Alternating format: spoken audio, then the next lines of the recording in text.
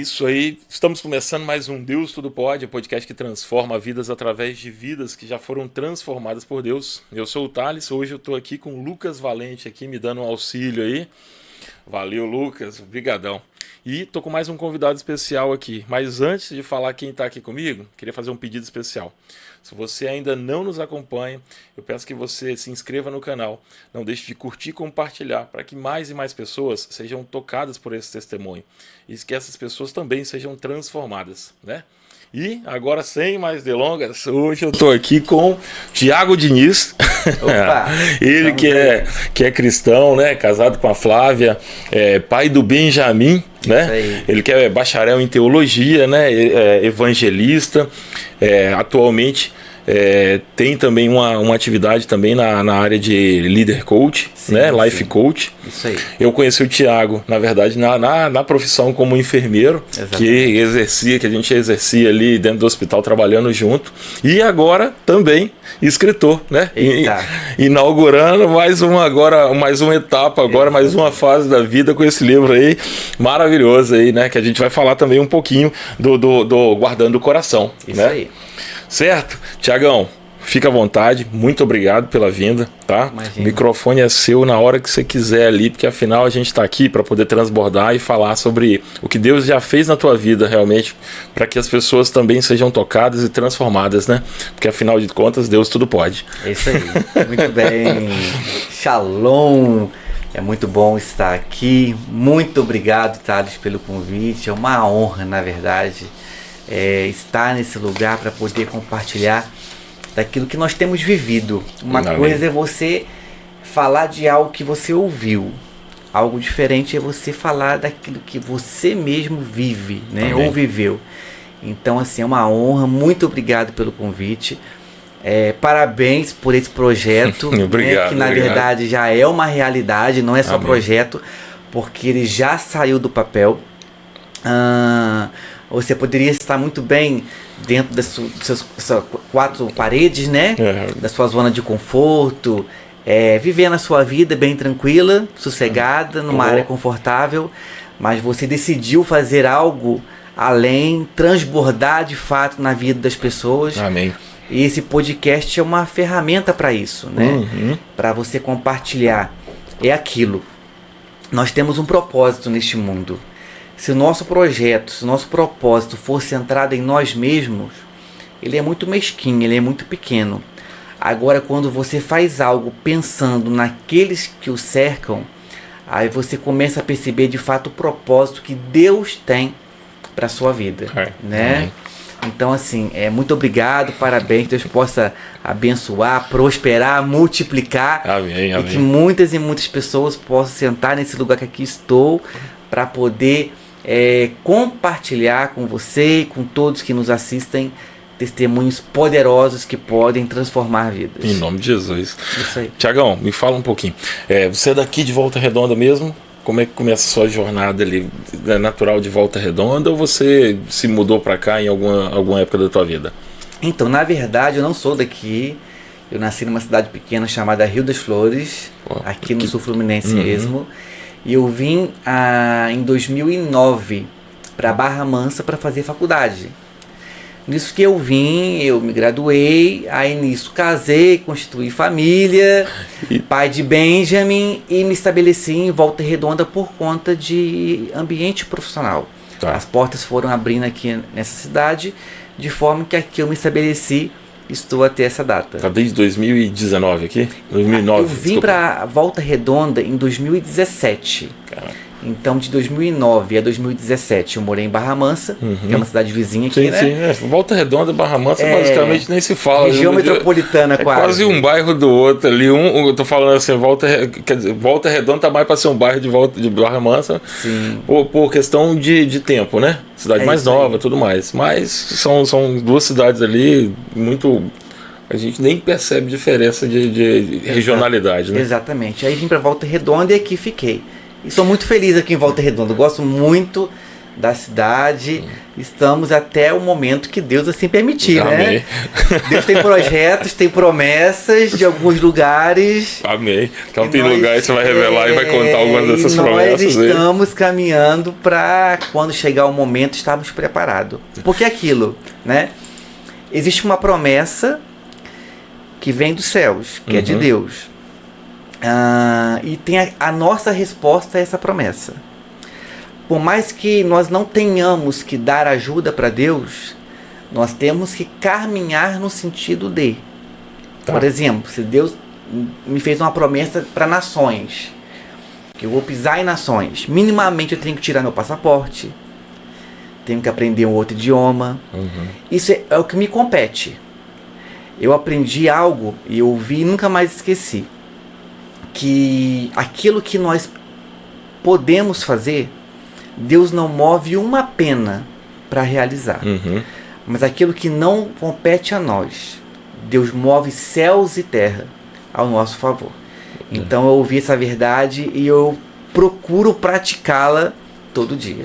É um negócio que essa virada de chave eu falo que é difícil para muita gente. É um desafio. Que precisa realmente ser rompido, né? Mas assim, vamos começar então a falar um pouquinho da sua história com Deus. Você é nascido em lar cristão ou o ambiente do seu nascimento não era um ambiente cristão e aí você foi ter o primeiro contato com Deus a partir de que idade aí? Então, na verdade, meu encontro com Deus aconteceu em 2001. Eu perdi minha mãe aos 14 anos de idade. E nisso que eu perdi minha mãe, eu me encontrei num dilema pessoal de procurar algumas respostas. Eu sempre procurei Deus, né? Eu não nasci num berço evangélico. E a denominação religiosa que eu ia, eu não sentia Deus, eu não percebia naquele lugar Deus falando comigo. E eu comecei a questionar tudo isso. Quando num dado momento, eu me lembro, numa quarta-feira, eu já estudava à noite na época, aos 14 anos de idade, eu pensei, não, eu vou numa igreja evangélica que tem aqui na rua de casa, e a partir dali começou a minha história com Deus. De onde surgiu essa história? Né? Por que procurar uma igreja evangélica? Exatamente, na rua que eu morava, lá em Rio das Flores, eu fui na igreja, ali tomei minha decisão em 2001 e aqui estamos, para glória de Deus, Amém. Firmes, né? Amém. Firmes na rocha. Mas de onde que surgiu a ideia de justamente achar que essa resposta estava ali? Foi algum incômodo do Espírito Santo? Foi um entendimento? De onde que... Está escrito que a fé vem pelo ouvir e ouvir a palavra. Quando eu perdi minha mãe, eu comecei a ouvir muitos louvores cristãos, evangélicos, e eu fui para a Bíblia. E nisso que eu abri a Bíblia, que na nossa fé é a palavra de Deus, eu encontrei ali verdades que confrontava a realidade que eu vivia, ou até mesmo dizendo a religião que eu frequentava. Então eu vi que aquele ambiente, se ali eu continuasse, eu estaria de alguma forma desobedecendo aquilo que eu estava descobrindo na palavra de Deus. Então, a palavra que me trouxe a verdade, é aquilo que está escrito. Amém. E conhecereis a verdade, e a verdade vos libertará. É isso aí. E literalmente foi uma realidade na minha vida. Eu conheci a palavra e a palavra me libertou. E ao entrar naquele templo evangélico, a ter aquele momento de decisão, isso foi um divisor de águas na minha vida. Em que eu fui encorajado, em que eu fui literalmente empoderado. Mas não nesse sentido coloquial que muito escutamos hoje, de empoderamento feminino ou masculino, não. Não é esse empoderamento que eu quero dizer, mas um empoderamento muito mais profundo. Um empoderamento na graça de Deus, no favor do Senhor, né? Na presença, na experiência com o Espírito Santo. E isso foi muito marcante. No entendimento até eu tenho um pai, né? Exatamente, sou filho. Sou filho. Isso aí, é um empoderamento. Essa paternidade. Justamente, às vezes é aquilo que você tem um pai que é dono de um negócio que você sente que não está entrando num ambiente estranho, que você tem respeito por todo mundo que está ali servindo, mas ao mesmo tempo você tem aquela sensação boa de que eu vou ser ouvido, de que eu vou ser respeitado, e tem os dois lados, né? Mas é justamente a questão de entender que Deus é esse Pai maravilhoso aí, que é alguma coisa transformadora. E assim, eu tinha acabado de perder minha mãe. Pois é, e aí? Eu me senti abraçado pelo meu pai. Amém. Meu pai terreno, que eu amo, está vivo até hoje, graças a Deus. E foi um pai muito bom. Mas essa paternidade divina, eu não tenho minha mãe, mas eu tenho um pai no céu que me ama, que por mais que eu sofra neste momento, eu sei que ele tem o melhor para mim. Amém. E isso foi transformador.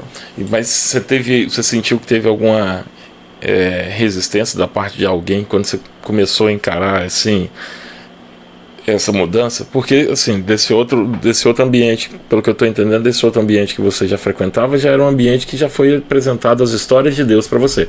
Sim. Então você conhecia, por assim dizer, você já conhecia as histórias do poder de Deus, já tinha ouvido falar. Mas assim, essa mudança de não, eu preciso de algo que eu encontrei aqui. Você teve alguma resistência de alguém da tua família, de amigo, de parente? Sim.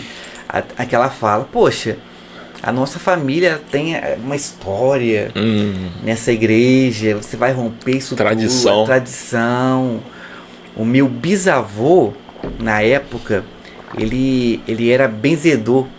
Até não sei se existe mais essa figura dentro da igreja, que hora eu era, mas ele era benzedor, ele fazia as rezas lá, dava as bênçãos dele lá. Caraca. Enfim, então aí nisso você está desonrando a família, você está indo para uma outra religião, é mais ou menos assim. Pô, e como é que você encarou com 14 anos de idade ainda conseguir manter o posicionamento e basicamente isso? Como que foi para você tentar manter esse posicionamento, manter esse firme, e hoje, depois de tantos anos ali, teve alguém mais que percebeu assim que essa transformação foi algo realmente benéfico para você ali? Hoje todos da minha família conseguem constatar essa verdade. Amém. Não é algo no achismo, não é algo, como eu posso dizer, figurado. É uma realidade quase que palpável, assim como essa mesa, essa xícara, essa caneca, a caneta, é algo que dá para se perceber, dá para se tocar. Porque de onde eu vim e onde eu estou, o que eu era e o que eu sou hoje, realmente é porque Deus entrou no negócio e mudou a história. De uma forma sobrenatural, amém. Exatamente. Pô, e assim, você falou com 14 anos, então você teve essa perda aí, pô, pesada, né? Perder a mãe numa idade tão tenra e assim, encontrou uma resposta, encontrou um acolhimento em Deus. Mas já nesse ponto você já percebeu assim que já teve uma entrega para Deus, ou você ainda demorou um tempo ainda para ter um momento que realmente você criar essa consciência de que eu preciso disso? Assim, como é que foi essa sua história de conversão ali, né? Nós temos um perfil, né? Um perfil comportamental, características, enfim. O meu perfil é aquilo que eu sou, e assim, eu posso dizer que é uma qualidade e eu trabalho para que não se torne um defeito, continue sendo uma qualidade. Eu sempre fui muito decidido naquilo que eu faço, nas decisões que eu tomo. E isso desde que eu me lembre, até mesmo quando criança, na decisão de estudar, de ter foco. Eu, por exemplo, até os 14 anos de idade, quando minha mãe faleceu, eu morava em zona rural, morava em sítio. Eu tinha que romper, eu tinha que transpor, pegar a condução rural para poder ir para a escola. Caraca. Na cidade. Então, é decisão. Eu quero romper, eu quero transpor essa realidade que eu vivo. Então, assim, essa questão da decisão, de escolher, e uma vez escolhido, persistir no objetivo. Eu sempre tive essa característica. Então, quando eu me decidi por Cristo, foi nesse sentido. É de cabeça mesmo. Caraca. Né? Não, eu não quero molhar meus pés, meus artelhos. Não, eu quero é mergulhar, eu quero ir fundo. Glória a Deus. E aquilo, à medida que você vai, Deus vem, né? De uma forma muito mais abundante, até eu digo.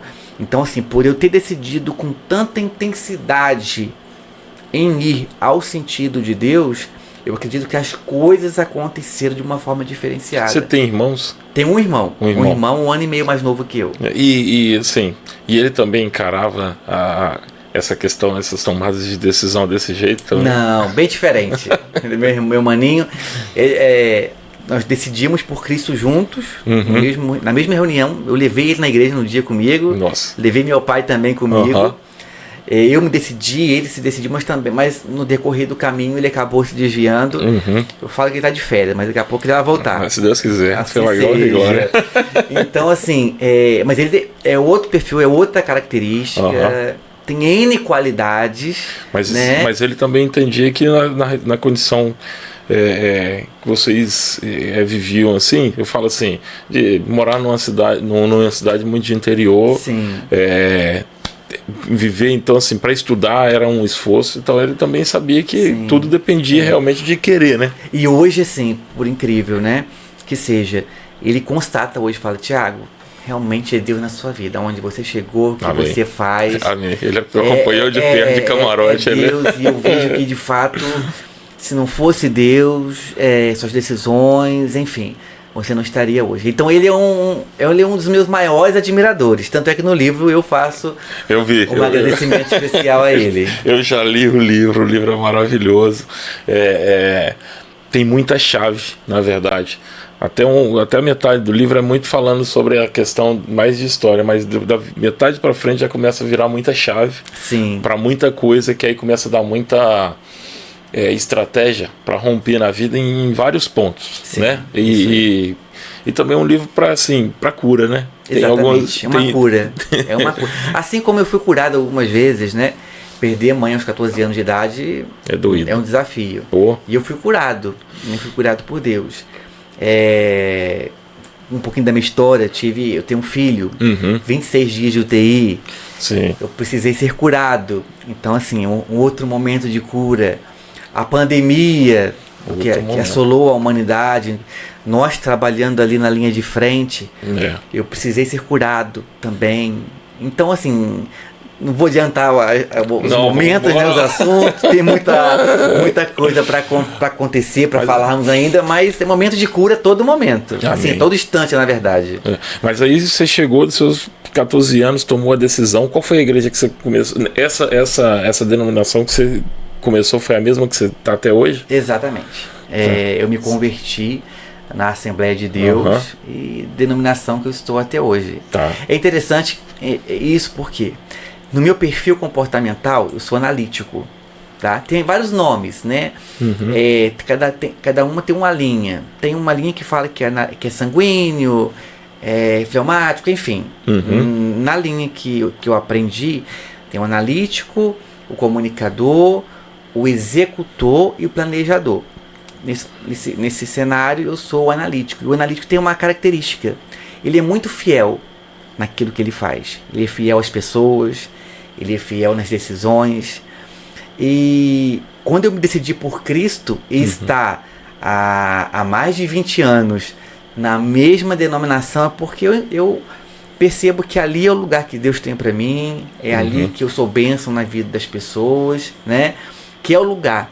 Eu entendo que nós nascemos para uma terra, né? Nós somos plantados numa terra. E você frutifica no lugar que Deus te plantou. Amém por isso. Eu frutifico no lugar que Deus me plantou. E nós temos que aprender a ter essa visão de reino, né? E a minha denominação religiosa não é melhor que a sua e vice-versa. Todos nós fazemos parte do reino. E frutificar onde Deus nos plantou é o que para mim é o grande diferencial. Amém. Fala o seguinte, fala um pouquinho. Nesses seus primeiros passos ali, nessa sua mudança, nessa sua busca, que agora você entendeu até a necessidade também de estar estudando diretamente a palavra para estar conhecendo a verdade. Sim. E daí eu vi assim que uma das coisas que você tem muito prazer é justamente nessa questão de ser evangelista. Sim. Evangelista não é a função de um pastor para cuidar de ovelhas, mas é aquela pessoa que não deixa de levar a mensagem. Exatamente. Onde está. Você já desse início, você já começou a ter essa visão que você queria ser evangelista e carregando essa bandeira? Onde foram assim as suas primeiras dificuldades, assim, onde foram as suas maiores mudanças nesse momento de confronto mesmo? Sim, eu tenho para mim que nós temos que ser aquilo que Deus nos chamou para ser em todos os lugares. Tem pessoas que pensam: eu vou ser pastor quando estiver no púlpito, eu vou ser evangelista quando estiver no púlpito com o microfone na mão pregando para multidões. E não é bem assim. O chamado ministerial, ele começa naquilo que você faz. Uhum. Ou aquilo que você faz manifesta o seu chamado ministerial. Quando Jesus chamou ali os discípulos, na verdade, Jesus tinha em torno de 30 anos de idade. Ele tinha uma vida de observação. Então, por certo, talvez ele viu Pedro pescando e acompanhou a fidelidade dele na sua atividade profissional. Ele viu Mateus cobrando imposto, ainda fazendo aquilo que era errado para o judeu, mas ele viu a dedicação e o esmero que ele fazia aquilo, e todos os discípulos, eu assim penso. Então, o chamado, ele surgiu no decorrer da caminhada, com a característica de que cada um já tinha. Então, quando eu entendi essa verdade na minha vida, eu comecei não procurar ter um microfone na mão para falar do amor de Deus, mas falar do amor de Deus independente do lugar que eu estivesse, né? E estando no hospital, no nosso caso, nós estamos num púlpito, um dos melhores púlpitos que existe. Amém. Porque talvez ali seja a última oportunidade que alguém vai ter de ouvir algo a respeito de Deus, né? Eu tenho uma experiência que eu estava num plantão na UTI, e nisso eu passei no corredor, o Espírito Santo falou comigo: fala do meu amor para aquela pessoa. E tinha uma senhora, estava entubada, sedada, bravíssima, estava quase que partindo mesmo. Aí eu comigo: não, coisa da minha cabeça, imagina, tá sedada, não vai ouvir nada que eu tô falando. Aí nisso eu fui, voltei, e mais uma vez o Espírito Santo ali, Amém, insistindo. Foram 3 vezes. Aí na terceira: Senhor, o Senhor venceu, vou falar independente daquilo que eu penso que ela vai ouvir ou não, enfim.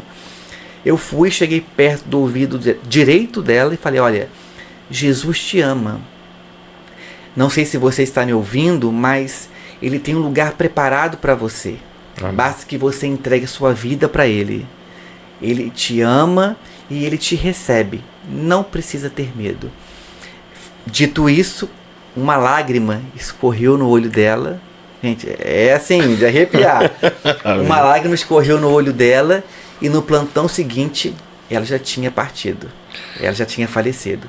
Ali foi, acredito eu, a última oportunidade que ela teve. Então, assim, eu procurei e procuro, né, não esperar a oportunidade para fazer, mas fazer independente da oportunidade. E às vezes a gente fica esperando assim o céu se abrir, o dia ser perfeito, eu ganhar na loteria, o pastor me dá uma oportunidade para poder chegar e fazer alguma coisa. É isso aí. E quando na verdade o que Deus queria, o que Jesus, a oportunidade na verdade era tá aí todo dia, o tempo inteiro. Exatamente. Jesus, no dia da crucificação, ele tinha ceiado com os apóstolos como se fosse um dia de festa, porque era um dia de festa, né? Sim. E mesmo assim, ele, sabendo da dificuldade, sabendo da dor que ele passaria naquele dia, Ele não deixou de ser Jesus Cristo, ele não deixou de dar o exemplo, ele não deixou de fazer o que ele tinha que fazer. E até o momento da cruz ele ainda chegou ali e continuou evangelizando com o testemunho que foi ir sem reclamar, se submeter ao que ele foi submetido sem nenhuma resistência, né? É isso aí. Então, assim, eu penso que o chamado, ele surge no caminho. À medida que você dá o primeiro passo, Deus vem e toma o chamado. Opa, vejo você fazendo, então é isso mesmo que eu quero. Agora é integralmente comigo. Porque tem muitas pessoas que esperam. Ah, não, quando isso acontecer eu vou fazer. Quando o pastor me chamar, aí sim eu vou dizer sim. Não, não é isso. Já exerce seu propósito, independente do lugar que você esteja, da nomenclatura eclesiástica que você tenha. Você tem um chamado pastoral, exerça o pastoreio na sua casa, sua família, no seu ambiente de trabalho. Como é que você conseguiu assim, identificar que você tinha esse propósito, que você tinha esse chamado? Eu sempre desejei. Quando eu me converti lá atrás, eu já ia para a igreja, característica, quero ser obreiro, quero trabalhar, quero falar da palavra, quero pregar a palavra. Amém. E a partir dali, eu já vi que realmente eu já viria para o sacerdócio, né? Amém. Porque o sacerdócio, se a gente for olhar para a Bíblia, no contexto bíblico era algo de família, né? A família dos levitas, daqueles que adivinham da tribo de Levi. E eu penso que existem pessoas que detêm ainda hoje o chamado sacerdotal. Pessoas que foram chamadas para o altar. E a história de vida delas, até mesmo pregressa ao nascimento, elas culminam nisso. Sim. Antes mesmo do nascimento, a gente vê na Bíblia pessoas que nasceram para ser predestinadas. Né? Sacerdote, profeta, juiz, exemplo de Samuel. Amém. Samuel, ele nasceu com propósito antes mesmo de vir a esse mundo. Antes mesmo no ventre de Ana. Antes mesmo de ser fecundado. No ventre de Ana ali, Deus já tinha, vai nascer sacerdote, profeta e juiz, que vai ser o divisor de águas no meu povo. Então, assim, antes mesmo do nascimento, já existe um propósito. Amém. Eu penso dessa forma. Então, quando eu me decidi ali, era o que Deus precisava para começar a me usar. E você é um cara muito estudioso, eu sei que você é um cara muito dedicado. Justamente como você mesmo disse, tem essa característica de, quando você entende uma direção, você fala, opa, eu tenho que estudar, eu tenho que correr atrás, Dentro da igreja, você chegou também a trilhar algum caminho, assim, no sentido de alguma função também dentro da igreja, além dessa questão desse chamado ministerial para evangelismo? Ah, sim. Então, hoje, na igreja que eu estou, eu ajudo na escola dominical. Amém. Na superintendência da escola dominical. Então, é a palavra. A Assembleia tem a escola bíblica dominical ainda? Tem, a Assembleia tem. Bom, eu estava conversando esses dias até com uns amigos aqui, e a gente fala, né, que a gente sente muita falta. As igrejas foram perdendo, as outras igrejas foram perdendo essa característica. E, cara, assim, a minha lembrança de infância é a escola bíblica dominical. Acordar domingo de manhã, ir para a igreja, ter aquele momento ali individual com as crianças, adolescentes, os jovens da minha idade que estavam vivendo a mesma realidade, a mesma situação. Sim. E aí a gente tem um momento de descontração, de criar vínculo, de criar amizade, assim como a gente tem na escola mesmo convencional. Sim. E essa é toda a minha lembrança de infância. A gente estava brincando, estava até zoando que a gente, decorei versículo para os embaixadores do rei, que era aquela classe, como se fosse um acampamento, como se fosse na verdade, como é que fala? Escoteiro, né? Que era toda aquela normativa, tinha as mensageiras do rei, né, para as meninas, tinha os embaixadores do rei para os rapazes, para os jovens, né, e aquilo era algo realmente que, assim, foi marcante. Isso marca muita criança, principalmente a criança. Principalmente a criança. Aquilo foram as sementes que foram plantadas na minha vida para que e que foram regadas e aquilo gerou fruto.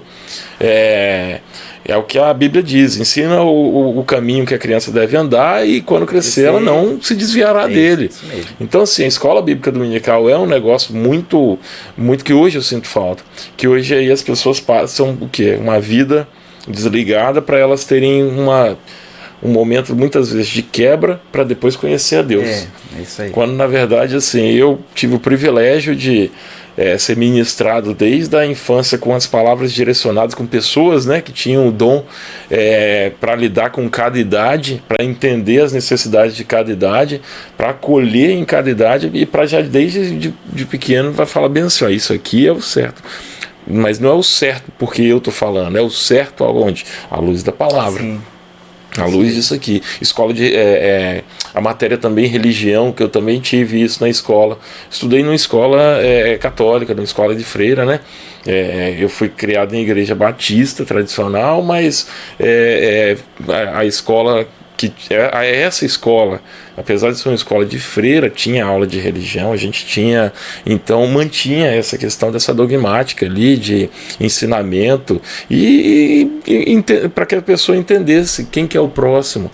O próximo não é o seu amiguinho íntimo, não, o próximo é aquele mesmo que Em vez de machuca, o inimigo. Mas que você tem que entender, cara, que a vontade de Deus é que você ajude essa pessoa, independente da situação que ela tá te magoando, por quê? Porque, cara, não se... É o certo, né? Porque é certo. Simplesmente porque é o certo. Simplesmente porque é certo. E faz muito mais bem para quem tá fazendo bem do que para quem tá recebendo bem. Exatamente. Né? É a história do perdão. Perdão não é para quem... Só para quem dá o perdão, mas também para quem... perdoa, para quem libera o perdão, né? Tem coisas nesse sentido aí no livro. Por isso que eu tô falando aí. Entender justamente sobre essa situação que é o essencial. Mas, pô, maneiro. Hoje você tá dando aula para que idade? Qual que seria a classe? É algo assim impressionante. Hoje eu dou aula para classe de obreiros. Tem pessoas lá de 60, 70 anos, 50, muito mais experientes do que eu. Para pastores. Então eu sempre falo, olha, não é porque eu sei mais que eu tô aqui na frente, tô para dividir, para compartilhar, e é o que só Deus faz. Amém. Assim, você dá aula para pastores, pessoas que têm uma vida ministerial dedicada, né? Íntegra, sólida, frutífera, e você ali, sou novo, né? Tenho 36 anos de idade, e você tá ali na frente, procurando passar algo para eles, é desafiador. É só Deus que faz essas loucuras mesmo. Mas é o Espírito Santo, que quando é Ele que está agindo, não tem... É isso mesmo. Deus eu certa vez ouvi que Deus não é gente. E Deus não é gente, Deus não pensa como a gente.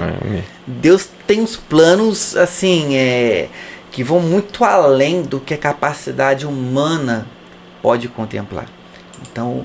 os meus caminhos não são os vossos caminhos, nem os meus pensamentos vossos. Porque assim como os céus são mais altos do que a terra, assim são os meus caminhos mais altos que os vossos caminhos, os meus pensamentos maiores que os vossos pensamentos, assim diz o Senhor. Então Amém. Deus, Ele nos surpreende a todo momento. E é sempre uma troca, por mais que você esteja falando com pessoas mais preparadas, tem sempre... essa semana mesmo a gente estava... Essa semana eu já ouvi 2 vezes sobre aquela passagem de Jesus conversando com Nicodemos. Nicodemos, um homem que estudou e viveu a palavra... príncipe na sinagoga. E aí chega Jesus Cristo, alguém bem mais novo de idade. Sim. Mas a gente não estava falando de uma pessoa qualquer, mas assim, essa questão da troca de informação ali, da troca de conhecimento. Nicodemos ali no intuito de, cara, não importa a idade que eu tenho, cara, ele tem uma coisa nova para trazer, ele tem algo que realmente ali que vai mover minha vida, que vai transformar. E até mesmo antes disso, Jesus quando criança, no templo, ensinando para aquelas pessoas, para aqueles doutores da lei ali. Então assim, não se refere à idade, mas sim à mensagem que você tem para passar. Amém. Né? Esse é o segredo. E aí, continuando aí, de onde que surgiu a ideia então de fazer sua faculdade de enfermagem? Na verdade, você me contou que enfermagem não tinha sido sua primeira faculdade, né? Você chegou na verdade numa busca. Eu fiz até o 5º período de direito, numa cidade vizinha onde eu morava, Valença, mas por motivos outros eu tive que trancar. Aí disso eu vim para Barra Mansa. Aí quando eu tive a oportunidade de voltar ao ensino superior, eu percebi, ou faço algo da saúde que eu sempre quis, ou concluo direito. Mas pelo lapso temporal, já teria que voltar ao início. Então vou fazer algo da saúde, que eu sempre gostei. E eu penso que não é porque eu escolhi, é porque Deus já tem e já tinha isso desenhado na eternidade que eu tinha que fazer. Eu já ia te perguntar, você acha que isso foi também por uma visão, por um propósito que você tinha e aí você decidiu, não, tem que fazer isso? Ou alguma coisa que você decidiu fazer e Deus pegou e aproveitou também? Eu gostava, mas Deus uniu as duas coisas, né? Tanto é que hoje eu digo que eu não sou alguém da saúde que por acaso é evangelista, que tem a função sacerdotal. Eu digo que eu tenho a função sacerdotal e nesse mundo, de alguma forma, a saúde é um dos instrumentos que Deus utiliza e que eu utilizo para chegar no objetivo, que é transmitir algo do céu para alguém, né? Aí, isso como profissional de saúde, isso depois como coach, o objetivo, a ferramenta, o instrumento é diferente, mas o objetivo ele é o mesmo, é falar de Deus. O livro é um instrumento, é uma ferramenta, mas o objetivo principal é o mesmo. Ele converge. Eu penso o seguinte: a minha vida ela não tem que divergir, ela tem que convergir. A minha profissão, a minha família, aquilo que eu faço tem que convergir em algo maior. A glória de Deus e atingir as pessoas, ser instrumento de bênção para as pessoas. Esse é o objetivo. A forma que você vai utilizar para isso, alguns vão ser engenheiros, advogados, magistrados, enfim. Mas o objetivo tem que ser o mesmo. Quando você pega aquilo tudo que você é e aquilo tudo que você sabe, bota na mão de Deus, até aquilo que parece não fazer sentido, ele começa a fazer. Desse jeito. Deus faz tem a forma dele bem peculiar de agir. É isso aí, exatamente. Aí a gente levando isso ali à luz da palavra, cara, eu gosto de uma passagem muito assim, que toca muito meu coração, dessa de Jesus mesmo ali, ele entrar num barco para poder atravessar o Mar da Galileia e ir ao outro lado para libertar um endemoniado. Aí parece que libertar aquele homem não faz nenhum sentido. E por que libertar aquele homem? Aí você chega, vai lá, passa alguns anos e Jesus mais uma vez ele volta àquele lugar, e a Bíblia diz que quando Jesus foi chegando, as pessoas iam trazendo doentes, aleijados, cegos e não sei o que, porque, cara, o trabalho que aquele homem fez de evangelismo, simplesmente porque ele foi liberto e entendeu que, cara, isso é uma mensagem. A minha vida agora é uma mensagem.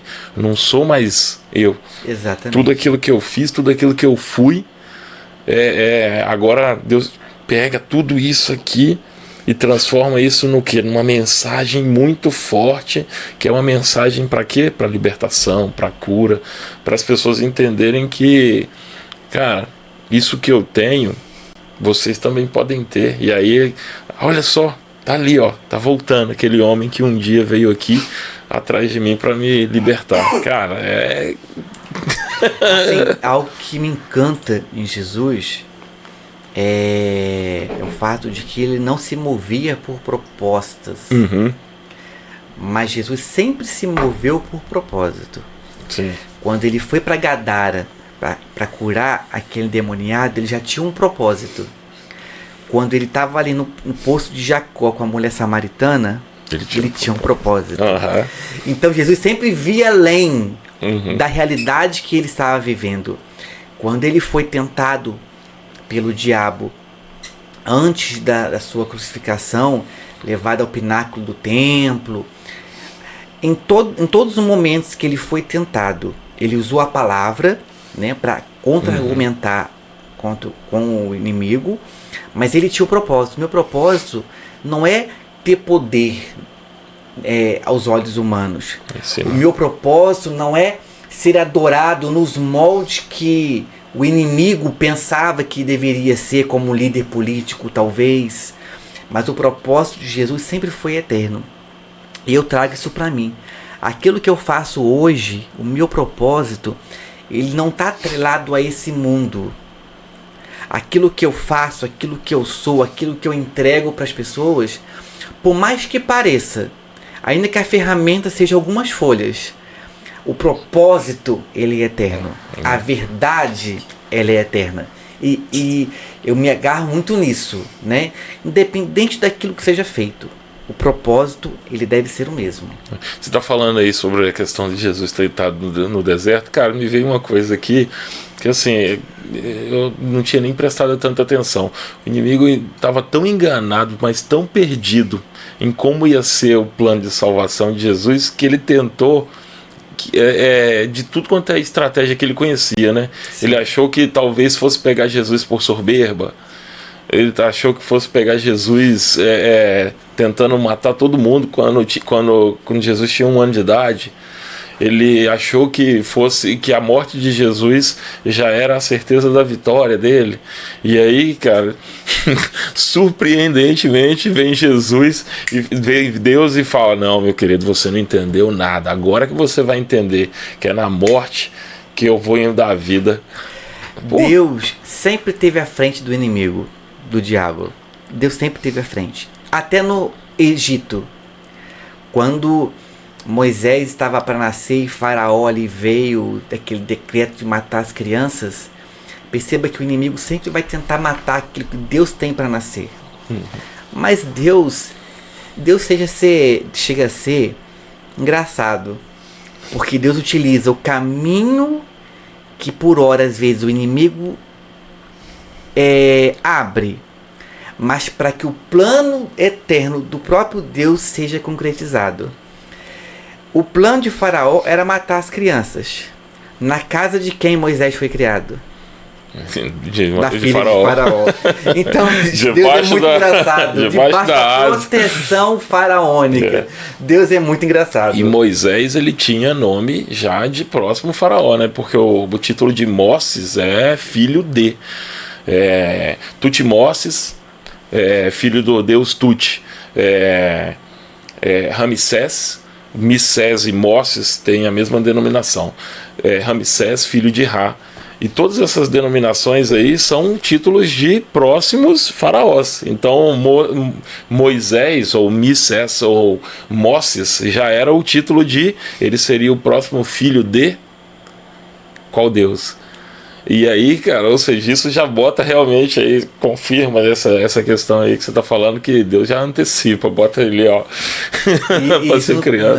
Na questão do nome egípcio, né? O nome egípcio. E do nome hebraico, Moshe, tirado das águas. O tirado das águas. Isso. Então, assim, você vê os períodos da vida de Moisés, tirado das águas, o rio Nilo.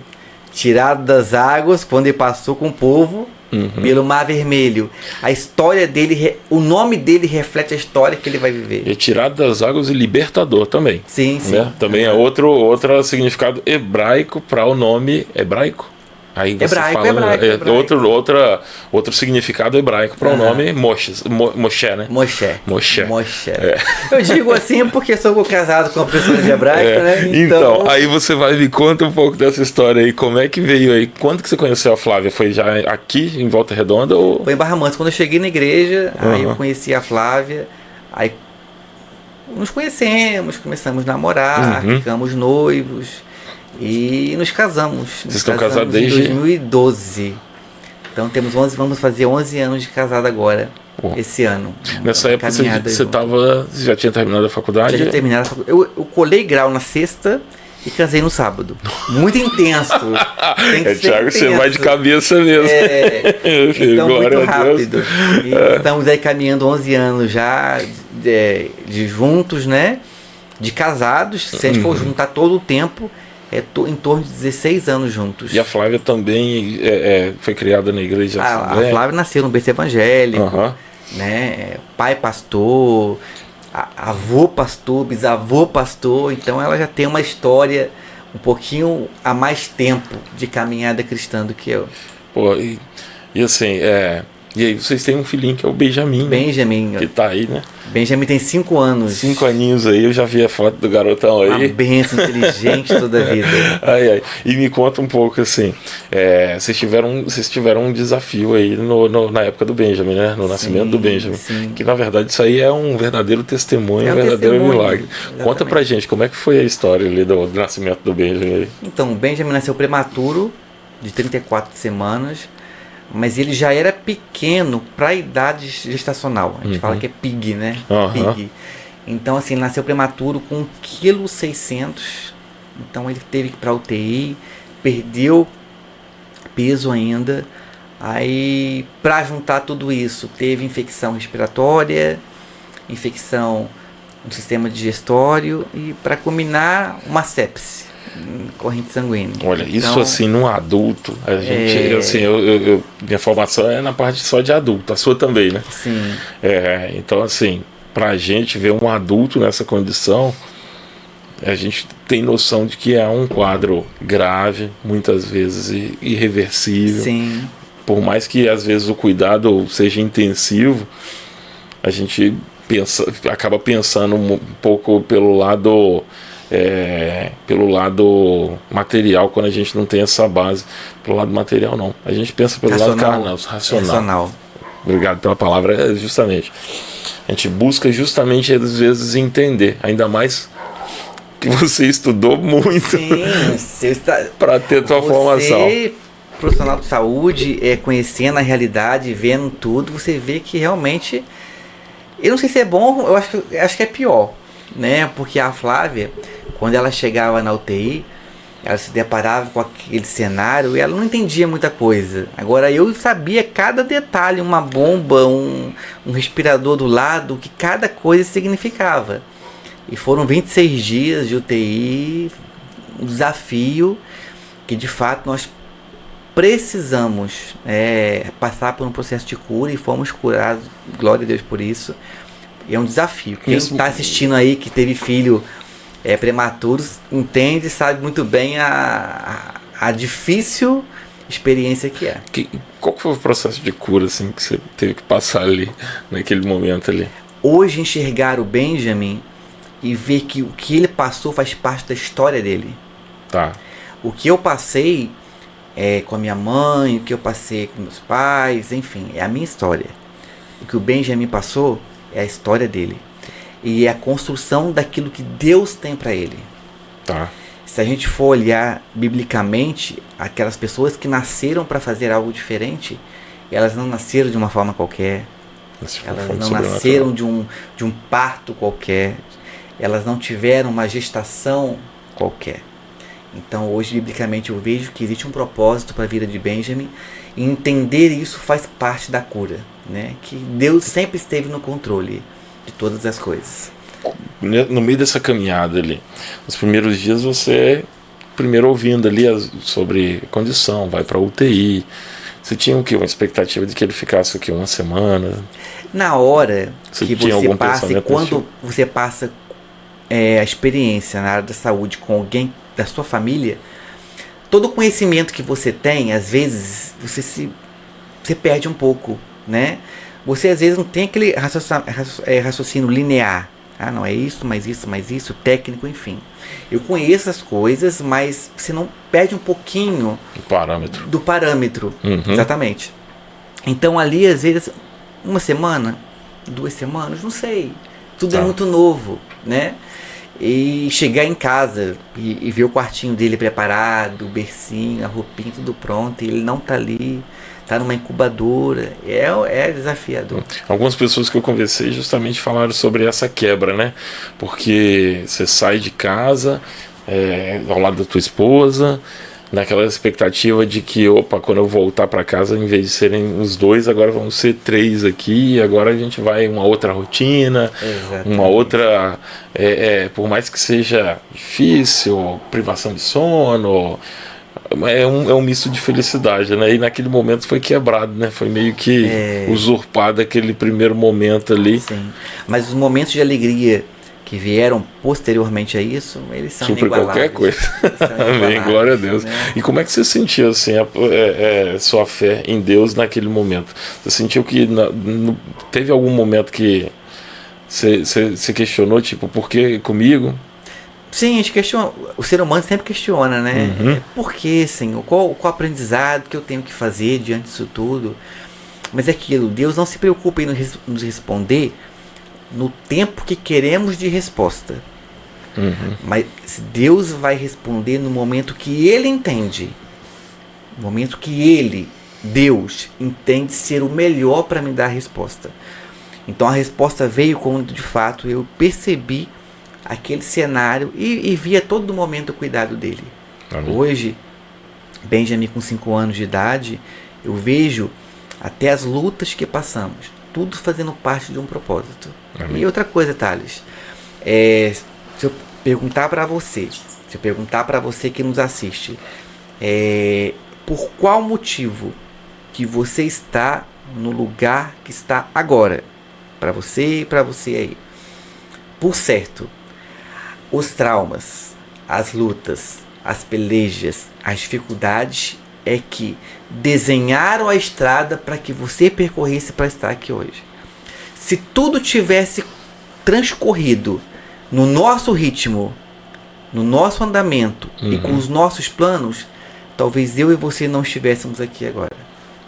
Então, talvez por algum momento lá atrás, as coisas terem saído do controle, é porque nós estamos aqui hoje.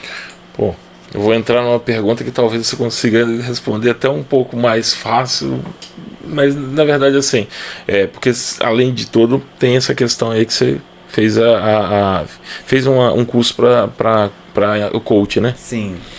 Você acha que essa questão das lutas, porque tem muita gente que tá preso achando que toda luta eu vou ter crescimento. E aí tem uma mania muito grande de chegar e abraçar as lutas e rejeitar qualquer tipo de calmaria.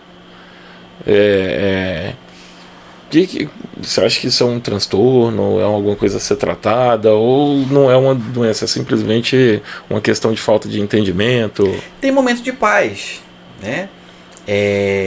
Houve um momento na vida de Davi em que ele tinha lutado as guerras, as pelejas, né? E as nações tinham paz com Israel. Há um momento de paz. Houve um momento de guerra e houve um momento de paz. Provérbios 3. Há tempo para todas as coisas, há tempo de chorar e há tempo de sorrir, tempo de guerra, tempo de paz, tempo de plantar e tempo de arrancar o que se plantou. Há tempo para todas as coisas. O que nós temos que tomar cuidado é o seguinte, você fazer a pergunta. Provérbios, Eclesiastes, né? Eclesiastes de Salomão. 3, corrigindo. Salomão, exatamente. E Provérbios também foi Salomão, né? Porque na verdade Provérbio é todo de Salomão, Eclesiastes... Provérbios, Eclesiastes e Cantares de Salomão. Isso. Foram os 3 livros escritos por Salomão. E nisso, existe um propósito, nós temos que tomar cuidado no seguinte sentido. A prova que eu estou vivendo, o que eu estou vivendo hoje, será que eu plantei algo para colher nesse sentido ou aconteceu por outro motivo? Porque todos nós temos o dia mau. Ele acontece para todos. A grande questão é, será que eu fui atrás dele ou ele aconteceu porque tinha que acontecer, né? Então, assim, o coach, ele me trouxe esse feeling, essa questão de me perguntar, será que eu cavei esse poço ou tô caindo porque eu de fato tenho que passar, tenho que transpor, tenho que vencer? Então assim, essa pergunta eu penso que todo mundo deve se fazer. Foi a questão do coach foi porque você passou por alguma sessão de coach e depois você decidiu que... Foi a pandemia. Tá. A pandemia, eu me lembro que eu estava... Como é que foi a pandemia para você? Porque assim, você passou, assim como eu tive uma quebra muito grande na pandemia, uma quebra emocional. Sim. Muito grande. Isso foi isso associado a um vazio para outras coisas, me estilingou para perto de Deus.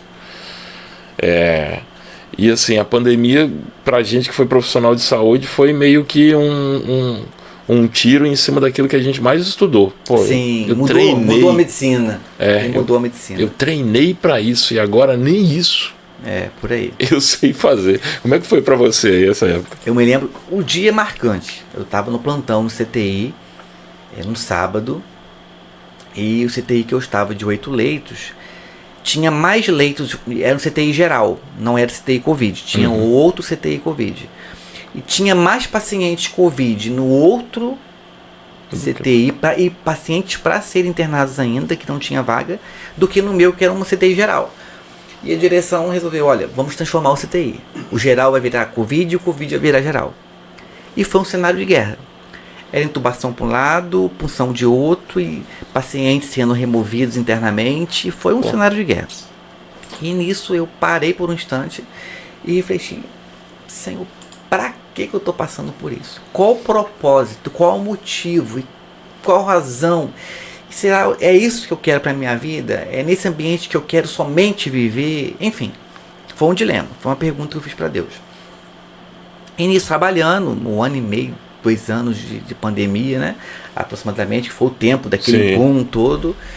Aí nisso, depois eu vou mudar. E nisso comecei a estudar e cheguei no coach. Mas eu falei, não quero passar pelo processo tão somente. Eu quero me formar em... Você achou que você fosse abandonar a enfermagem? Entrando pro lado do coach? Não. Até porque o coach, ele te mostra se você está fazendo aquilo que de fato está alinhado ao seu propósito, como otimizar isso, e se não tiver, qual o caminho de correção. Maneiro. Então, assim, o coach te dá essa ferramentas, hein? Exatamente. E nisso, o coach ele foi libertador. O coach foi uma das melhores coisas que Deus colocou na minha vida. Amém. É aquilo.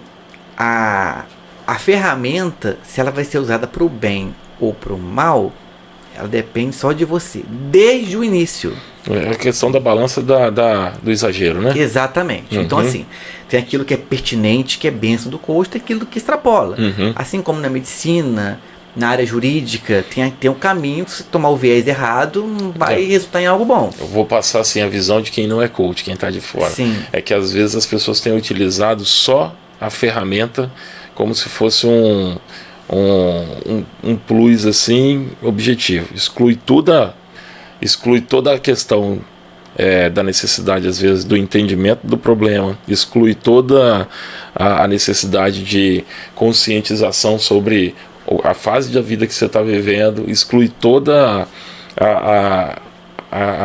aquilo que você já tem de ferramenta e parte agora para pega tudo, embola isso, joga fora e vamos começar. Você só precisa disso aqui, ponto final, acabou. Então eu tenho a sensação hoje que a gente acabou seguindo esse caminho, né? Cara, pega tudo que você é, não tem nada que serve. Vou te mostrar aqui. E na verdade não é isso. A grande verdade não é isso. Porque aquilo que você tem hoje é o que você é. Você tem que ressignificar algumas coisas. Você não vai deletar. Estudando sobre a mentalidade, nós não temos a capacidade, o poder de deletar aquilo que aconteceu conosco. Não existe. A menos que aconteça alguma doença, um Alzheimer, uma demência, enfim, não existe a faculdade humana para deletarmos acontecimentos. O que existe é uma possibilidade de ressignificação. E eu sei que aconteceu, mas eu vou ressignificar para aquilo não doer mais, mas entender que faz parte da minha história. Exemplo da morte da minha mãe. E tantos outros, a prematuridade do Benjamin. Então você começa a ressignificar. Você não tem que deletar a sua história, muito pelo contrário. A sua história é o que te define nesse mundo. É a digital. Assim como no dedo não tem digital no mundo idêntica à minha, a sua e do universo, não existe. Então a sua história é a sua história.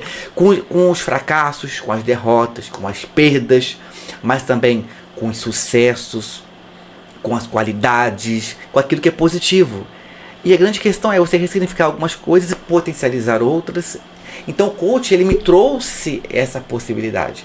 E eu cheguei lá num momento de vida, trabalhando muito, trabalhando sobremaneira, com alguns desafios para romper. E ele me ajudou muito no sentido de organizar a minha vida. O que para mim é prioridade, o que não é.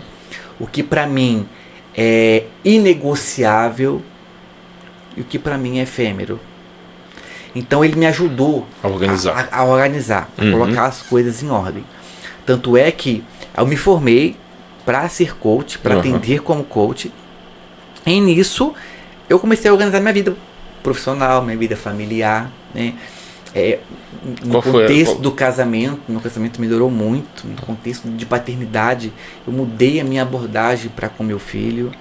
Como filho, eu mudei a minha abordagem com meu pai. Com o próximo, eu mudei. Na igreja, eu mudei. Eu comecei a me dedicar mais, ser mais assíduo, porque eu entendo o propósito hoje. Então, assim, me ajudou a organizar isso tudo. O livro, o livro já um sonho de criança. O livro surgiu, ou melhor, ele foi pavilhado nessa estrada em que eu organizei algumas coisas. Israel veio nisso tudo também. Então, vamos falar aqui do livro aqui. O livro, então, né, Guardando o Coração, vem justamente, ensinar, igual eu te falei, até a metade do livro a sensação que eu tive foi muito reflexivo, muito falando sobre esses processos de cura e a capacidade da gente poder entender onde é que tem, que a gente muitas vezes delega para Deus a obrigação de transformar algumas coisas, que tipo, se a gente está vivendo um vazio, se a gente está vivendo um problema na nossa vida, é consequência daquilo que Deus ainda não está fazendo, como se Deus tivesse tirado a mão e deixado a gente correr à parte.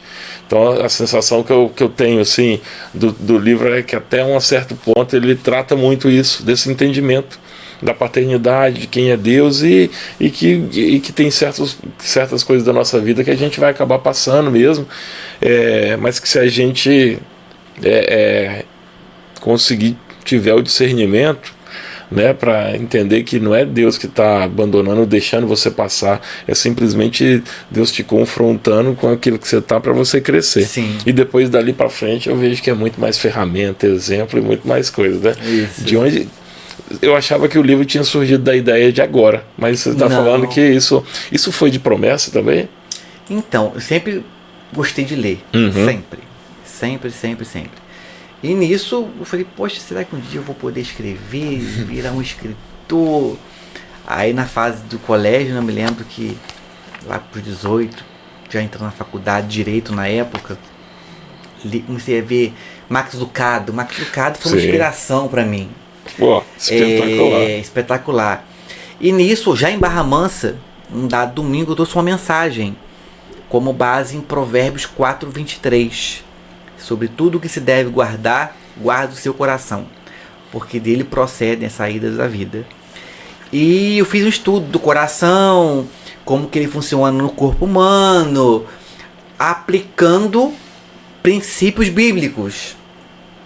E nisso o feedback foi muito positivo. As pessoas anos depois falavam, Thiago, aquela mensagem sua, guardando o coração, não esqueça e tal. Opa, tem terra fértil aí para eu explorar. E isso eu comecei a digitar, colocando as coisas no notebook e fui alimentando o notebook. Só que fica um pouco parado.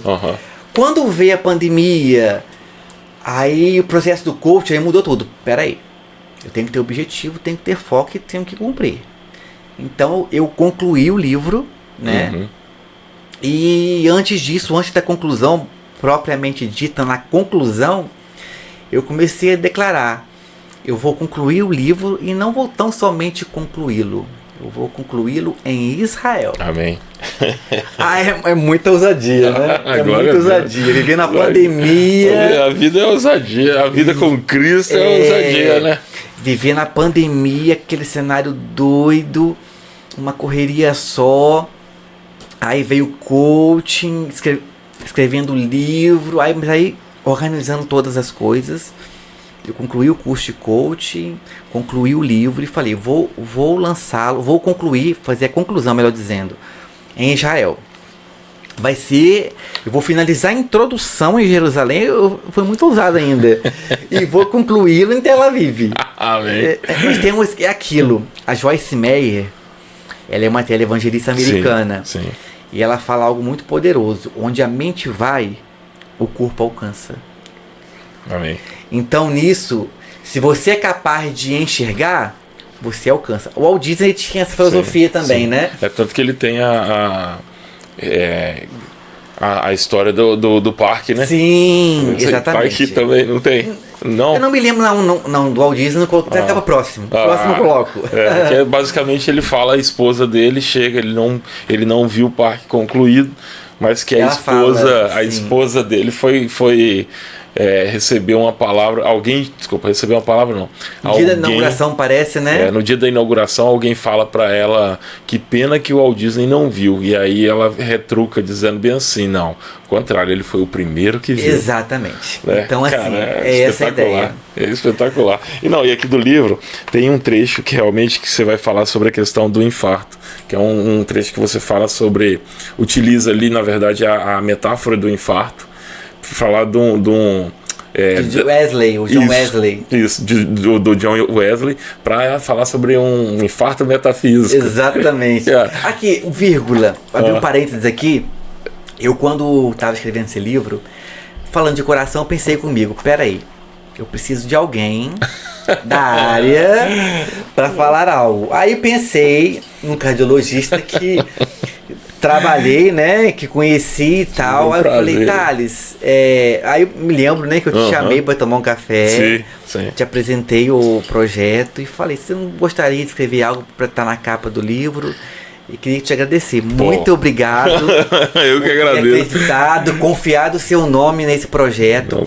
Porque falando de coração, falei, muito embora o cerne não seja a parte técnica, né, científica, ter um cardiologista falando algo sobre, participando do projeto é algo bom, é algo interessante. Então, quando você me ligou para poder fazer a proposta, né? Quando você me ligou para fazer o convite, justamente a gente estava saindo um pouco dessa pandemia e eu estava começando a viver algumas experiências com Deus assim que eu nunca tinha experimentado. E também nessa ânsia aí de querer uma mudança e algumas coisas já aconteceram, algumas coisas estão se realizando na minha vida, até como consequência realmente desse entendimento, dessa entrega para Deus. E quando veio isso aí, eu tava assim, meu entendimento de pandemia, cara, Deus pegar e falar bem assim, eu só precisava que você acessasse, você tivesse essa especialidade para você acessar esse local. Sim.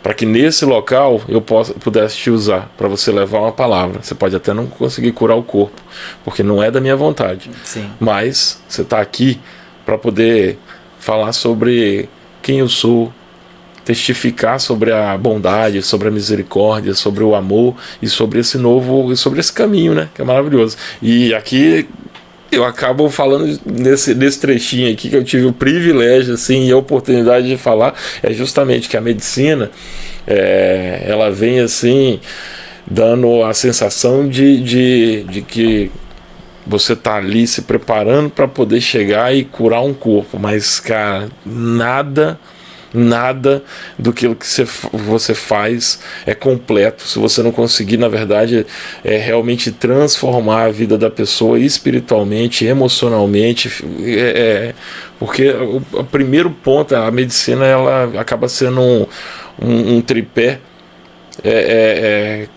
com uma perna, acaba sendo tem dificuldade para andar, porque ela fica como se fosse um tripé, faltando uma das pernas ali. Sim.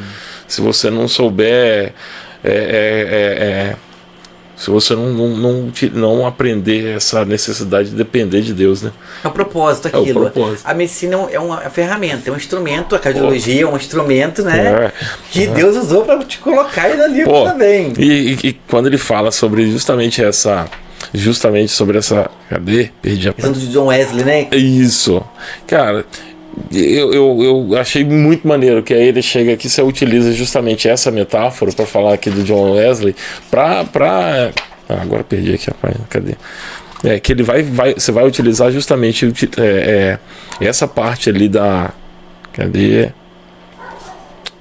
Gente, eu me perdi aqui. O John Wesley eu não conhecia. Metafísico. Isso. Explica pra gente o que seria esse infarto metafísico. Então, ele tinha uma vida religiosa, sim, mas numa viagem, tem uma tempestade em alto mar, ele pensa que vai morrer. E nisso ele vê algumas pessoas ali muito tranquilas.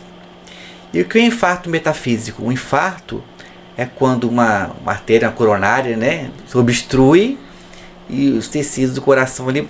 Eu tô dando aula pra você, né, Thales? Poxa, você tem que falar uma coisa pra mim. Infarto seria um fluxo temporário ali interrompido numa coronária, ou seja, falta nutriente pro miócito. Sim. Justamente, e aí essa falta de nutriente ali por obstrução ali naquele momento que pode ser transitório ou até definitivo, acaba provocando o quê? Um infarto. E o que eu trouxe de John Wesley, esse infarto metafísico, ele teve uma obstrução da sua fé, porque ele viu que ia morrer, e ele entendeu que aquilo que ele carregava não estava resolvendo. Ele começou a sofrer na crença que ele tinha, na fé, porque ele estava com medo de morrer e ele duvidou. Enquanto havia pessoas ali que estavam tranquilas.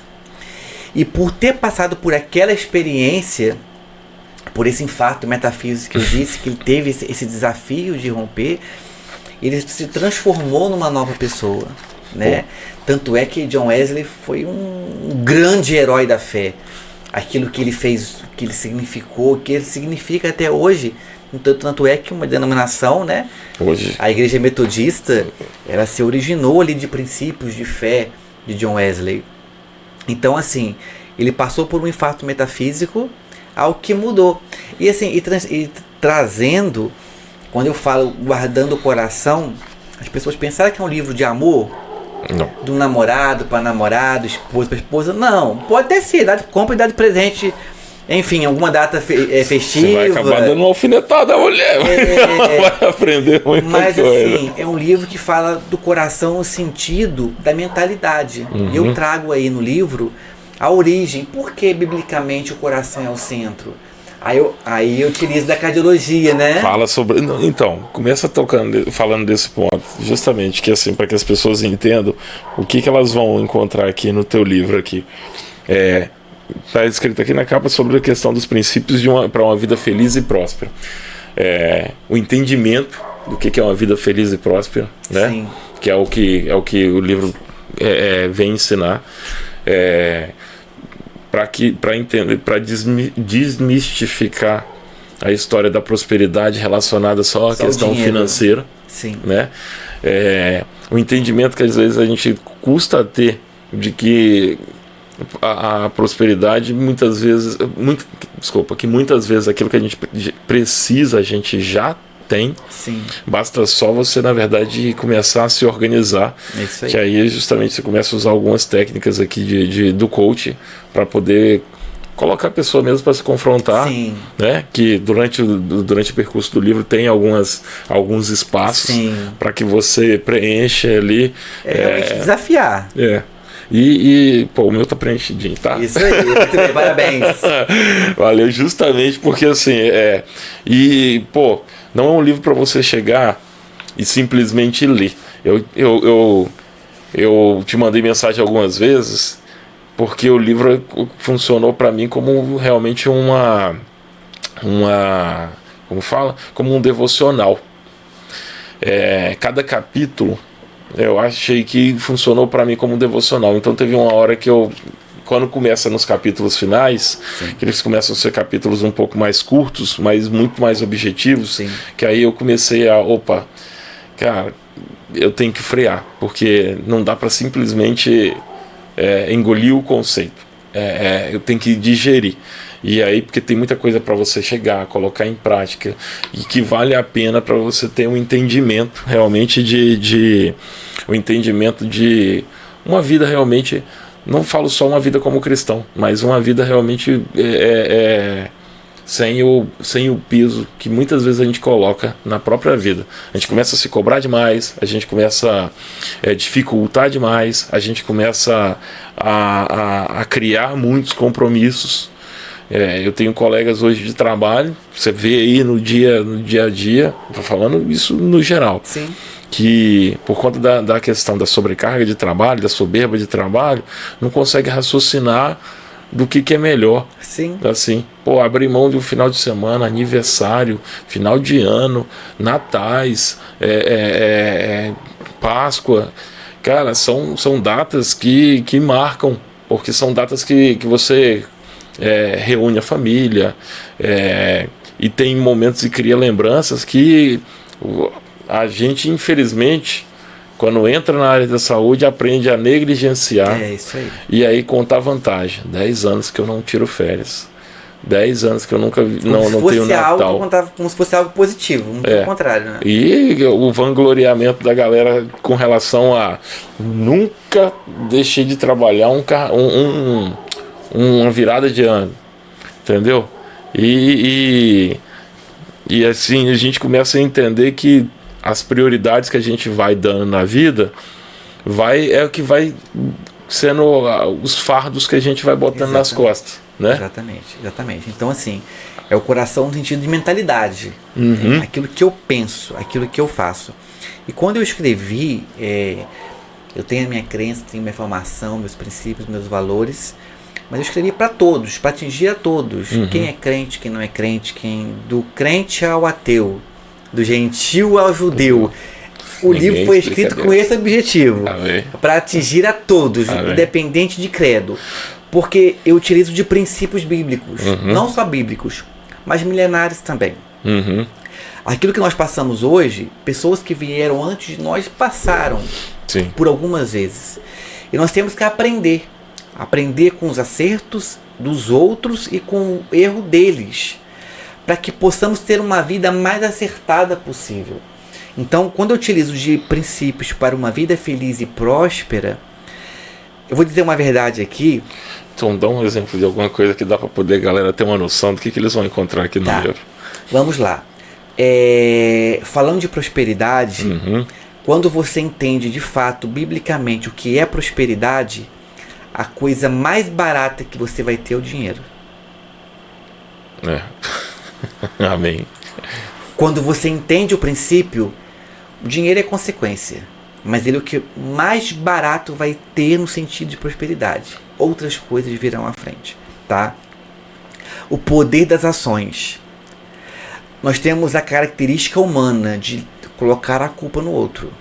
Quando Deus chegou para Adão, Adão falou que a culpa foi de Eva. A mulher que tu me deste. A palavra aqui, a mulher que tu me deste ainda. O Lucas falou isso aí no pod dele ali, ó. Então, é natureza humana terceirizar a responsabilidade.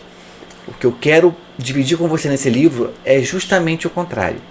A responsabilidade do seu futuro, aquilo que você está vivendo hoje na sua família, no seu negócio, traga para a primeira pessoa do singular, que é eu, que eu posso fazer. Não é o que você, não é o que ele, não é o que as pessoas, não, é eu. Que passos eu preciso dar para minha vida ficar em ordem? Amém. Que passo eu preciso dar para minha família melhorar, para o meu relacionamento com a minha esposa melhorar? Entenda algo. Você falou aqui a respeito de tempo, estudando o princípio bíblico da prosperidade, estudando pessoas extra-bíblicas, Napoleão Hill, né? A respeito da prosperidade, você precisa de tempo para refletir, para pensar e para gozar daquilo que você tem. Então, quando você começa a perceber que você precisa de um tempo, você começa a parar em algumas coisas e à medida que o tempo vai surgindo, você começa a ter insights, sacadas, estratégias de investimento, daquilo que dá certo, daquilo que não dá, daquilo que na tua família está indo de mal a pior, mas você precisa de tempo. Olha a estratégia de Faraó. Quando Moisés surgiu com uma proposta de liberdade, qual foi a reação de Faraó? Aumentar a carga, aumentar o peso, aumentar o jugo. E tirar tudo aquilo. Toda vez que a carga for sobremaneira, o jugo estiver crescendo, nesse ambiente é impossível haver crescimento, se não houver uma ação da tua parte. Porque quando você aumenta em trabalho, aumenta a carga, aumenta o jugo, aumenta o fardo, você não tem tempo de pensar em estratégias, em possibilidades. Tanto é que a própria psicologia, ela fala sobre isso. Quando alguém está em problema, a primeira coisa que você tem que fazer é tirá-la do olho do furacão, colocá-la em um lugar diferente, para que ela possa ter uma visão diferente daquele cenário. Então é mais ou menos por aí. Quando você está nesse jugo, nesse fardo todo, você não consegue ver saídas, ver possibilidades. Então a primeira coisa que eu quero te convidar aqui, dê o primeiro passo. De que forma? Saindo comprando o livro do coração. Comprando o livro, muito bem. Adquirindo o livro, por favor. Porque assim, é nesse livro que, não vou dizer, e não é objetivo que ele seja a receita do bolo. Não. Que você vai ter que fazer tudo para que somente assim você vai dar certo. Não é isso. Mas o que eu divido, que eu compartilho, é algumas chaves que eu utilizei que mudaram a minha vida, que mudaram a vida de tantos outros que vieram antes de mim. Homens contidos na palavra de Deus. Amém. E outros homens até mesmo que não estão no registro bíblico, mas que tenha a nos ensinar algo. O que a gente está fazendo aqui é justamente isso, falando o que Deus fez na vida de cada um e utilizando o nosso próprio testemunho também para poder endossar, para mostrar o que Deus tem capacidade de fazer. Exatamente. A Bíblia é um compilado de testemunhos, de pessoas que resolveram o quê? Se entregar. É isso mesmo. E deixar, e mostrar, e deixar Deus agir. Então, assim, a gente está aqui justamente para poder chegar e reforçar e endossar. Olha, e assim, Thales, e nessa decisão, nessa mudança de mentalidade, eu mudei de emprego, eu organizei minha vida profissional de forma que hoje eu tenho mais tempo para o propósito, família, Deus. Financeiramente não tive perda, pelo contrário. O livro nasceu, eu concluí o livro em Tel Aviv, eu estava numa conexão de quase 20 horas em Tel Aviv. Eu concluí o livro em Tel Aviv, eu finalizei a introdução no quarto do hotel em Jerusalém. De onde que veio esse desejo aí de fazer essa conclusão lá? Então, você sempre teve a vontade de Israel, para quem é estudioso da palavra, da Bíblia, Israel é o centro do universo, é o centro do mundo. Não só geograficamente, se você olhar no globo, está lá no centro, né? Mas biblicamente ele é o epicentro de todas as coisas. Até no sentido escatológico, Israel é o termômetro. O que está acontecendo com Israel é aquilo que escatologicamente está para acontecer, vai acontecer, enfim. Aconteceu, vai acontecer. Então ali é o centro de tudo. E eu pensei justamente, por ser o primeiro livro, é o primeiro passo daquilo que, se Deus quiser, eu penso que sejam alguns, né? Então eu penso, eu quero concluir em um lugar profético, em um lugar diferenciado, na terra que Deus pisou. Amém. Nesse mundo, né? E de fato, onde Jesus repousou a planta dos seus pés, foi ali em Israel.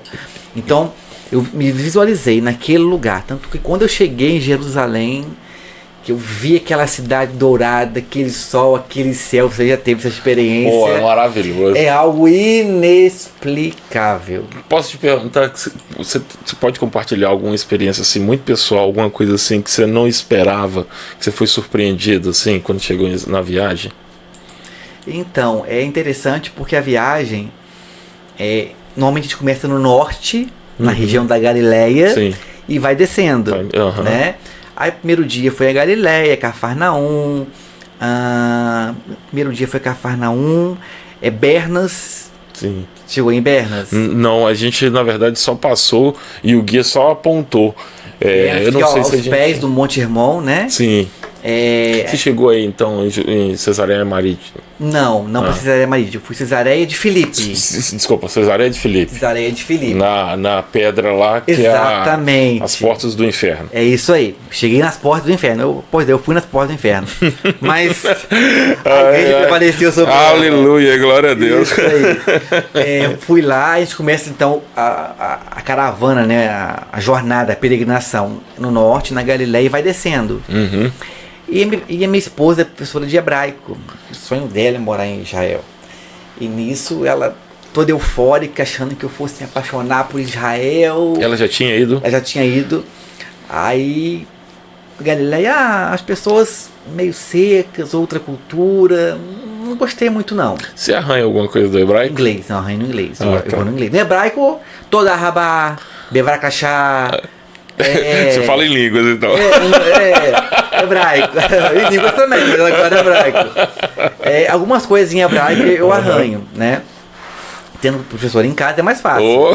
Mas eu me comuniquei lá no inglês. Uhum. Aí nisso as pessoas muito secas. Eu me lembro que no barco, no Mar da Galileia, nós fomos no barco do Daniel. Do Daniel, mais conhecido, aquele de cabelo aquele grande. Do cabelinho grande que canta em português. Sim. Aquele cara é espetáculo. Conversei com ele em inglês, tirei foto. É o que mais. Acho que todo mundo vai nele, né? Vai no barco do que Daniel. É um Galileu. Todo mundo fala, gente, vocês querem ter uma noção de o que seria um Galileu. Ele é um judeu que se converteu ao cristianismo. Né? É um judeu messiânico. Sim. Assim, digamos. Aí conversando e tal, e as pessoas. Então é uma cultura diferente. Uhum. E eu não me encantei ali. Muito lindo, Mar da Galileia, me encantei com o lugar. Mas com as pessoas, nem tanto. A ponto de querer morar. E minha esposa triste aqui no Brasil, que poxa, meu esposo não vai gostar agora, não vai querer morar mais lá. Ela não foi com você? Não, dessa vez foi uma que eu fui sozinho com um grupo de pastores lá de São Paulo. Uhum. Aí nisso, descemos, fomos para Jericó, Mar Morto. Uhum. Aí do Mar Morto fomos pro deserto do Negev. Sim. E do Negev subimos para Jerusalém. Eu não fui no Negev, não. Quando cheguei em Jerusalém, como termo aí, amor à primeira vista, né? Nossa.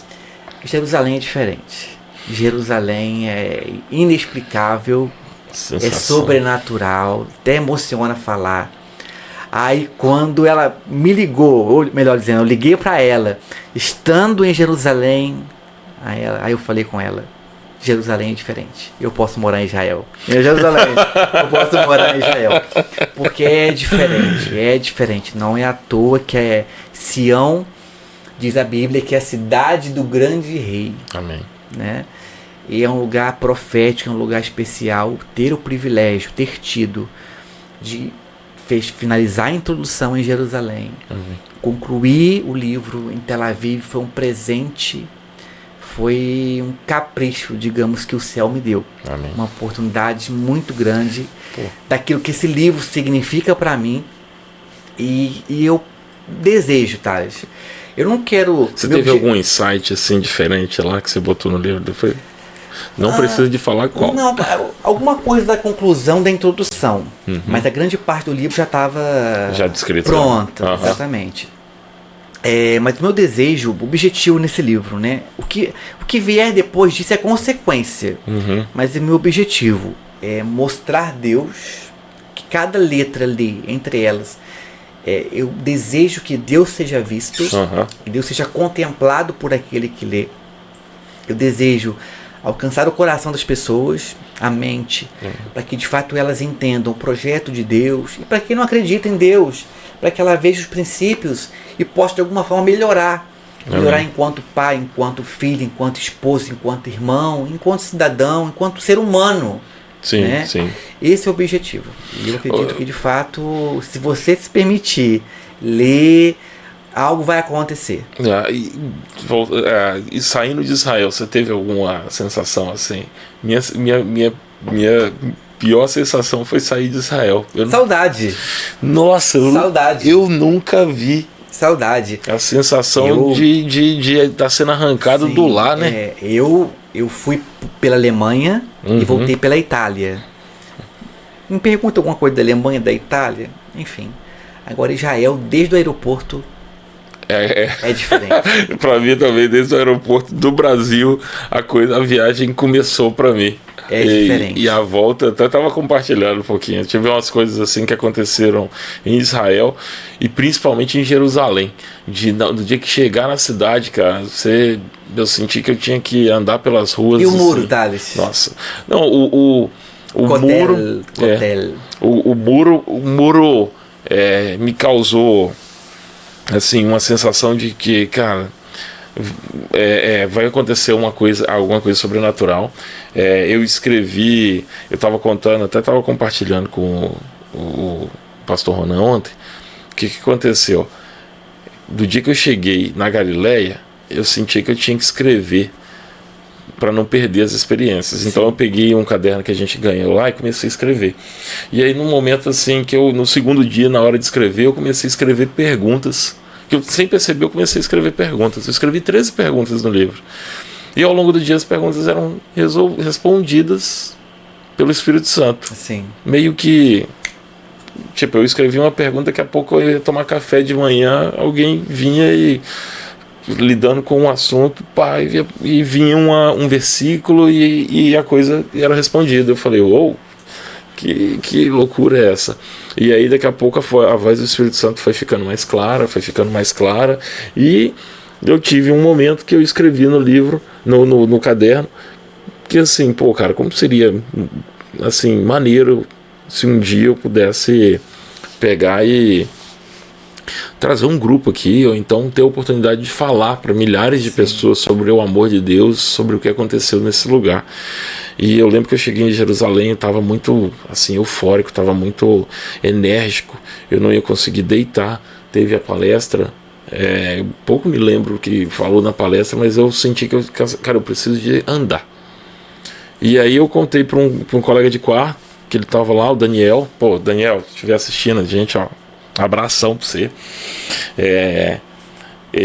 Falei com ele, cara, eu quero andar, quero dar uma volta, eu preciso de andar para dar uma descarga na energia. E aí o Daniel Brunet, que é o irmão do Daniel, irmão do Thiago, falou bem assim, cara, é muito, muito da hora pra gente ir no Muro das Lamentações, porque agora tá vazio e fica tudo claro. Aí eu falei, então tá, é por aqui? Ele falou assim, não, eu vou com vocês. Aí tá. Aí na verdade eu vou com vocês, aí começou a juntar gente. Aí fomos um grupo lá, 20 pessoas. Madrugada andando em Jerusalém. Maravilha. Tive experiência também. Nossa! Tranquila, segura. Cara, não é igual andar no Rio de Janeiro, São Paulo. Não. Quando a gente chegou lá, aí muitas das pessoas que foram não têm a mínima noção de histórias da Bíblia, então qual o significado daquele lugar. Sim. E aí eu comecei a falar, e algumas delas perguntaram se teria problema filmar. Eu achei que era só uma filmagem assim, normal, que elas iam gravar, mas cara, elas estavam na verdade abrindo live, e eu estava ao vivo e eu estava falando, e aí depois uma delas falou, cara, 40 mil pessoas te viram falar. Eita. E aí depois, na mesma hora, eu lembrei do livro, eu falei, cara, se isso não é o Espírito Santo respondendo a minha pergunta, ou então respondendo e fazendo um milagre, que eu queria um dia poder falar para várias pessoas. Sim. Sobre aquele lugar, cara, não sei mais o que é o que é Deus, coisa tão particular. Vamos mudar um pouquinho vai inverter. Então o Deus Tudo Pode nasceu em Jerusalém. O Deus Tudo Pode nasceu de Jerusalém. Foi um misto de uma reconciliação com Deus, que eu tive, mas um entendimento da necessidade que Deus queria que eu não ficasse, às vezes, perdendo tanto tempo buscando em conhecer Ele através de outras pessoas, mas buscar conhecer Ele na essência da palavra. Sim. E também utilizar e falar bem assim, olha, você está vendo? Minha palavra é composta de vários testemunhos de várias pessoas que tiveram experiência comigo. Você ouve tanto testemunho todo dia. Então, assim, coloca essas pessoas para falarem, coloca essas pessoas para poder testificarem. E o que eu mais ouvi o pessoal falar bem assim, nossa, você sabe tanta coisa, por que você não fala? E aí eu falava com elas, a resposta que eu dava era, cara, isso que eu estou falando é uma coisa que todo mundo sabe. Ela falou, não, isso que você está falando não, todo mundo sabe. A Mila Gomes, né? Pô, cara, ela foi na viagem e aí uma das coisas que ela falava, falou bem assim, cara, você tem que falar, você não tá entendendo, as pessoas não sabem, aquilo que você tá pensando que é óbvio, não é óbvio. Às vezes, Thales, a gente pensa assim, é só uma caneca d'água que eu tenho para oferecer. Mas uma caneca d'água que você oferece para uma pessoa que está no deserto, pô, ela pode ser o limite da vida e da morte. Então, assim, por mais que você ache, é só uma caneca d'água, mas é uma caneca d'água que pode mudar a vida dela, né? Pô, e aí, é forte, aí Brasil. que é isso aí. Esse quadro que eu ganhei mesmo foi de um testemunho. Olha. Uma pessoa que me deu um testemunho, esse é o Reginaldo. Depois ele me pintou esse quadro e bonito me quadro, presenteou. Gente, vocês estão vendo? Ele é muito bonito. Deixa eu mostrar aqui, deixa eu colocar. Só estica o braço ali. Seu Reginaldo, ele contou uma experiência ali e aí depois ele veio aí e me presenteou aí com esse quadrinho aí, cara, maneiro. Bonito, Reginaldo, parabéns. Pô, seu Reginaldo aí, espetacular. Gente fina pra caramba. Pô, e assim, Thiago, falar de Deus, assim, da transformação de Deus é realmente algo assim, sobrenatural. Mas você teve algum momento, igual eu tive um momento que eu meio que andei muito desacreditado da fé. Você teve algum momento assim? Na faculdade de Direito, eu comecei a questionar algumas coisas acerca de Deus, né? Que na época, estudando grandes pensadores, Montesquieu e tantos outros, eu não vou falar aqui o nome, mas Descartes, tantos outros, enfim, na filosofia do direito, me lembro dessa matéria, filosofia do direito, introdução ao estudo do direito, então você começa a estudar muito a sabedoria humana. E eu não duvidava de Deus, mas eu começava a me perguntar algumas questões, né? Mas que a dúvida, ela faz parte do ser humano. A grande questão, o momento de dúvida, ele é inerente à raça humana. Se você for olhar para os profetas, para os homens de Deus, houve momentos que eles duvidaram. Mas a grande questão e a grande chave é você continuar, porque tempo, passa, né? Sim. Então, para não dizer que não houve, a faculdade de Direito, esse período, houve um momento sim, mas que tão logo foi superado. Mas foi assim, essa superação foi mais pelo entendimento. E pela persistência. Amém. Independente daquilo que você pensa, continue. O casamento não está do jeito que eu quero, continue. Não está do jeito que eu quero, continua. O segredo é para aquele que persevera. Não pare, não estagne, persevere. A grande questão é perseverar. Hoje, como é que está a sua rotina de trabalho? Você tem a questão ainda, continua ainda trabalhando com um plantão ainda, né? Sim, mas hoje está muito mais tranquilo. Hoje eu trabalho, mas tem muito mais tempo de viver o propósito, de desenvolver mais outros projetos. Você está fazendo atendimento também, né? Sim, atendimento, continuar escrevendo. Hoje, minha saúde é algo que hoje eu treino, e algo muito, muito positivo, porque mudou a minha mentalidade também, a questão do treino, de ter uma rotina de treinamento, de comer melhor, de se alimentar de forma diferenciada, de ter mais tempo com a minha família, tomar café em casa, almoçar, levar meu filho para a escola, buscá-lo da escola. Então, um tempo de qualidade. Momentozinho assim que faz diferença. Que faz toda a diferença. Porque às vezes a gente trabalha para aqueles que nós amamos, mas não temos tempo de viver. E aquilo que eu digo, que eu tenho de aprendizado do Universo Coach, aquilo que você faz, qualquer um pode fazer. Mas aquilo que você somente você pode fazer. Na minha ausência, alguém pode dar alguma coisa para o Benjamin, mas ser o pai do Benjamin é algo que somente eu posso. Fazer alguma coisa para a Flávia, talvez alguma outra pessoa possa, mas ser o esposo para a Flávia, somente eu posso ser. Então, assim, fica para sua reflexão aí. Talvez você esteja fazendo muita coisa que outros podem fazer, mas aquilo que você isso é inalienável. Você não pode conceder a outra pessoa. Vou pegar de surpresa. Se você hoje pudesse dar uma palavra para quem hoje ainda tem dúvida com relação a tomar essa decisão de uma vida de compromisso com Deus, palavra que você daria para essa pessoa? Vá para a Bíblia e me prove que não seguir é a melhor coisa. Porque se você for observar, Augusto Cury que fala sobre isso, que ele foi para a Bíblia para comprovar a inexistência de Deus, mas ele se converteu vendo que era impossível comprovar a inexistência de Deus. É impossível, porque Jesus teve tudo para ser totalmente diferente.